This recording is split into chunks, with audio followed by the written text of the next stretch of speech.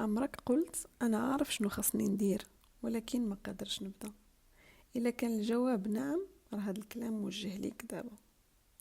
بزاف ديال الناس كيبغيو يتغيروا، كيبغيو يكونوا أحسن، كيبغيو يقربوا من الله.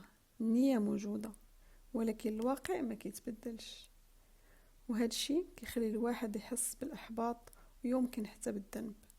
ولكن خليني نقولك حاجة مهمة، المشكل ماشي فيك، المشكل انك كتحط على راسك ضغط كبير، كتبغي تبدل كل شيء في مره واحده. كتقول خصني نفيق بكري، نلتزم، نكون منضبط، نكون قوي.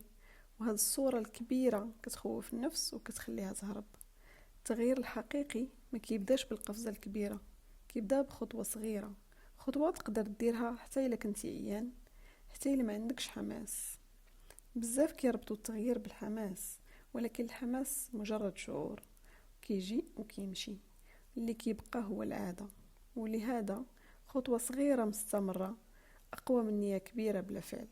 حتى في الدين الله سبحانه وتعالى ما طلبش منا الكمال، طلب الصدق. رسول الله صلى الله عليه وسلم قال: أحب الأعمال إلى الله أدومها وإن قل. يعني ما تحتقرش دقيقة الذكر، ولا ركعتين، ولا عادة بسيطة.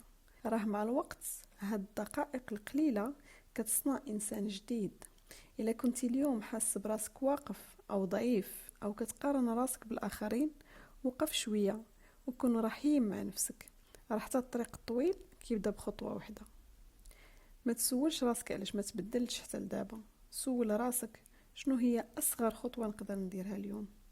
ديرها وخلي الغد على الغد. التغيير ما كيحتاجش قوة خارقة، كيحتاج بداية صادقة، واليوم يمكن تكون هي البداية ديالك. إلا حسيتي بهذا الكلام خليك معنا واشترك في القناة، وخلينا نرتقي للأفضل.